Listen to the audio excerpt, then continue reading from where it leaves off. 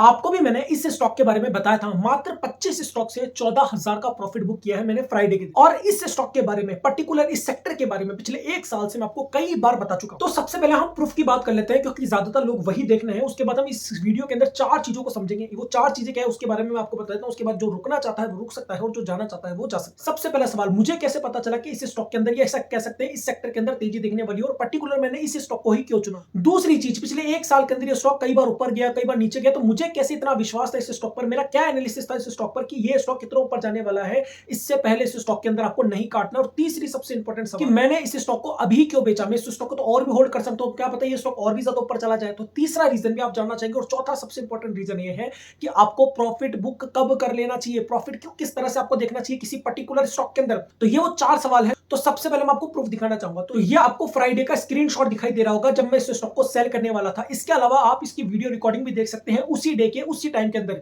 इसके अलावा मैं आपको एक स्क्रीनशॉट और दिखाना चाहूंगा जो कि इसके कॉन्ट्रैक्ट नोट की है। अब यहां पर आप एक चीज और नोट कीजिएगा, अगर आप कॉन्ट्रैक्ट नोट में देखेंगे तो कॉन्ट्रैक्ट नोट में 41,182 रुपए बाहर निकलते हुए आपको दिखाई दे रहे हैं। लेकिन आप कहोगे तो निकलने चाहिए तो 32,000 ही, क्योंकि अगर आप 14,000 का प्रॉफिट जोड़ते हो और इसके अंदर आप 18,000 रुपए जो इन्वेस्टमेंट किया, इसके अनुसार तो 32,000 होने चाहिए। तो 41,000 रुपए कैसे हुए कॉन्ट्रैक्ट नोट में अलग क्यों दिखाई दे रहा है? क्योंकि मैंने 50 स्टॉक जीपीटी हेल्थ केयर के भी बेचे। तो यहां मैंने सिर्फ आपको स्क्रीनशॉट नहीं दिखाया, क्योंकि ज्यादातर लोग फेक स्क्रीनशॉट दिखाते हैं। आपके पास तीनों प्रूफ है, आप तीनों की डेट अच्छे से चेक कर सकते हैं। अब इन सारे प्रूफ को देखकर आपको ये तो पता चल ही गया होगा कि मैं किस स्टॉक की बात कर रहा हूं। मैं बात कर रहा हूं अरबिंदो फार्मा के स्टॉक की। और जो लोग मेरे सब्सक्राइबर्स हैं, जो लोग मुझे फॉलो कर रहे हैं, रेगुलरली मेरी वीडियोस देखते हैं, उनको अच्छे से पता है कि मैंने Aurobindo pharma, gland pharma, pharma sector का नाम पिछले 1 साल से तब से ले रहा हूं जब फार्मा का स्टॉक चलना भी शुरू नहीं हुआ, तब से मैं आपको बताने वाला हूं।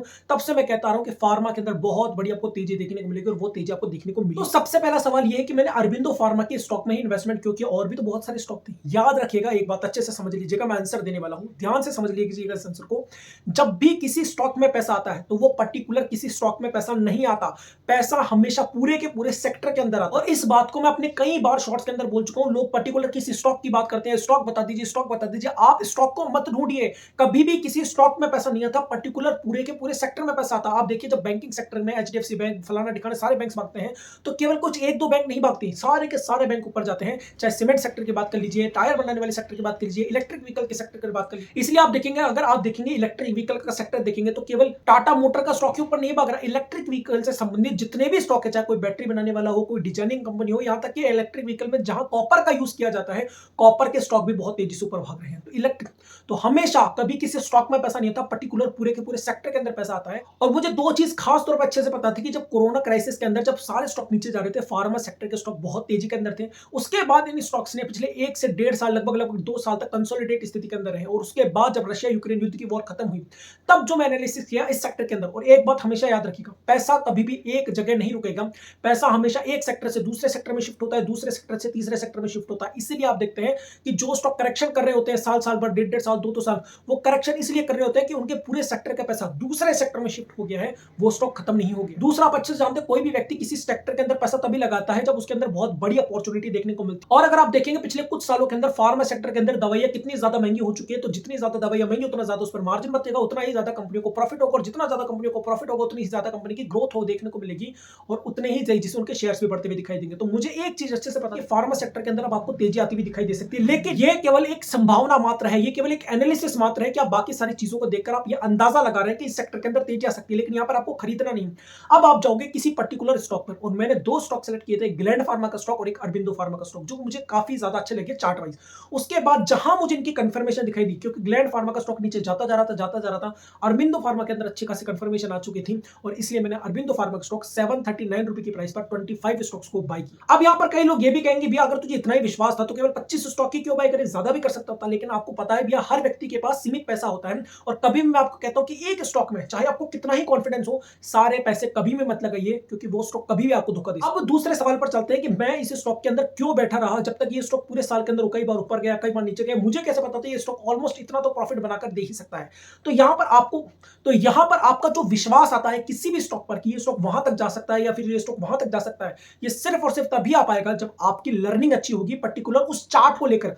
अगर उस चार्ट पर आपको विश्वास है अपने एनालिसिस को लेकर, तो आप उस स्टॉक के अंदर बैठे रहेंगे। वो स्टॉक चाहे 2 महीने बाद चले, 1.5 महीने बाद चले, या 1 महीने बाद चले, या वो स्टॉक ऊपर जाकर नीचे गिर के वापस ऊपर चला जाए, वो सिर्फ और सिर्फ तभी होगा जब आपको अपने चार्ट पर, अपने एनालिसिस पर विश्वास होगा। लेकिन एक बात याद रखिएगा, गलत एनालिसिस करके विश्वास करके बैठोगे तो वो स्टॉक आपको धोखा दे देगा। इसलिए सबसे पहले सीखिए, समझिए, कैंडलस्टिक को पढ़िए, चार्ट पैटर्न को पढ़िए, इंडिकेटर्स को समझिए, ट्रेंड लाइन वगैरह को समझिए, सपोर्ट रेजिस्टेंस, इसका बहुत अच्छी बेसिक नॉलेज होनी चाहिए। और मैं फिर कहता हूं, आपको बहुत ज्यादा स्ट्रेटेजी की आवश्यकता नहीं, आपको हमेशा सिंपल सिंपल चीजें देखनी है और आपके प्रॉफिट आपके हाथ में जरूर है। तीसरा सवाल कि मैंने इस स्टॉक को अभी क्यों बेचा, ये स्टॉक तो और भी ऊपर जा सकता है। और चौथा सवाल कि आपको कितना प्रॉफिट बुक कर लेना चाहिए, प्रॉफिट का मतलब क्या है। ये दोनों सवाल एक दूसरे से जुड़े हुए, तो बड़े ध्यान से समझिएगा। और मैं कई बार कह चुका हूं कि ये जो दो सवाल है ये बहुत ज्यादा इंपॉर्टेंट है पूरे स्टॉक मार्केट के अंदर।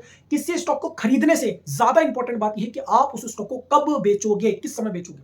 तो सबसे पहले मैं आपको एक प्रॉफिट का सिंपल सा नियम बता देता हूं। अगर आप प्रॉफिट कैलकुलेट करना चाहते हो कि भाई इतना परसेंटेज का रिटर्न अच्छा है, इतना परसेंटेज का रिटर्न अच्छा है, तो मैं आपको सिंपल सा गणित बताता हूं जो मैं अपने लिए एनालिसिस करता हूं। वो सिंपल सा गणित ये है कि अगर आप किसी स्टॉक को साल भर से लेकर के 1.5 साल तक होल्ड करते हो, साल से 1.5 साल तक अगर होल्ड करते हो, बस इससे ज्यादा नहीं होना चाहिए, और उस पर आपका आया हुआ प्रॉफिट 23%, मिनिमम 23% है, तो आप ठीक डायरेक्शन में हो, इससे कम प्रॉफिट नहीं आना चाहिए। अब ये कैलकुलेशन सिंपल सी ये है कि एक म्यूचुअल फंड मिनिमम 15% का रिटर्न देता है, ये मैक्सिमम रिटर्न भी हो सकता है। यहां पर मैंने केवल 8% जो है वो इन्फ्लेशन को ऐड कर दिया है, तो 23% है। अगर आप 23% लेकर आ रहे हो अपने ओवरऑल जो भी आपने पैसा लगाया पर्टिकुलर किसी स्टॉक में, उस पैसे पर, तो आप ठीक डायरेक्शन के अंदर जा रहे हो 1 से 1.5 साल के अंदर। लेकिन अगर इससे ज्यादा प्रॉफिट आता है तो बहुत अच्छी बात है, जैसे कि मेरे केस में 76% का प्रॉफिट मिला। अब एक सवाल कि यहां पर कि मैंने इस स्टॉक को क्यों बेचा। सबसे पहले मैं आपको कई बार कह चुका हूं, हमेशा अपने ब्रोकरेज अकाउंट अलग अलग रखिए, ट्रेडिंग का अलग रखिए, स्विंग ट्रेड जिसमें आप लेते हैं उसको अलग रखिए, लॉन्ग टर्म का अलग रखिए। मेरा विजन इस स्टॉक पर, जिस ब्रोकरेज अकाउंट में मैं काम कर रहा हूं, लॉन्ग टर्म का नहीं है, इस वजह से मैंने इस स्टॉक को बेचा। दूसरी सबसे इंपॉर्टेंट बात, देखिए जब भी आप किसी स्टॉक में या किसी चार्ट को भी फॉलो करते हैं तो आपको हमेशा एक अंदाजा लग जाता है कि यार ये स्टॉक ऑलमोस्ट इतना प्रॉफिट तो दे सकता है। मेरा जो एनालिसिस कहता था कि ये स्टॉक ऑलमोस्ट आपको 11 से 12,000 का प्रॉफिट मुझे आसानी से बनाकर दे देगा, लेकिन फिर इस स्टॉक में आई है बहुत बढ़िया तेजी पिछले वीक के अंदर, और ये स्टॉक 1310 रुपए तक चला जाता है, और वही मैंने इस स्टॉक को काटा। अब यहां पर हो सकता है ये स्टॉक और भी ऊपर चला जाए, लेकिन हमें ये नहीं देखना। आप सोचकर देखिए, एमआरएफ का स्टॉक 1 लाख रुपए तक चला गया, जिसने 20,000 रुपए खरीदा होगा, अगर वो यही सोचता रहे तो वो सोच कर ही परेशान हो जाएगा। लेकिन आप सोचकर देखिए, मेरा विजन इस स्टॉक में लॉन्ग टर्म का नहीं है, मुझे एक स्विंग ट्रेड लेना था, अच्छा स्विंग ट्रेड लेना था और एक अच्छा प्रॉफिट कमाना था, जो कि मैंने बना लिया है इस स्टॉक से। और अब मैं इस पैसे को चाहूं तो किसी आईपीओ के अंदर लगा सकता हूं या फिर किसी दूसरे पर्टिकुलर स्टॉक के अंदर शिफ्ट कर सकता हूं। एक अब सबसे इंपॉर्टेंट बात मैं आपको बता रहा हूं, अगर आपको वास्तविकता में प्रॉफिट चाहिए तो बस एक नियम अपना लीजिए कि आपको काटना सीख। देखिए, प्रॉफिट की एक सिंपल से साइकोलॉजी है सर, प्रॉफिट तभी आएगा जब आप किसी स्टॉक को काटोगे। जब तक आप उसको काटोगे नहीं, आपके पास प्रॉफिट आएगा ही नहीं। और ज्यादातर लोगों की प्रॉब्लम ये है कि वो उसके अंदर बैठे रहते हैं, यार इस स्टॉक तो और ऊपर जा सकता है, और ऊपर जा सकता है। अगर वो इस अंदाजे में बैठे रहते हैं और उसके बाद जब वो स्टॉक, मान लो अगर 20,000 का प्रॉफिट दे दिया, लेकिन उनकी लालच खत्म ही नहीं होता,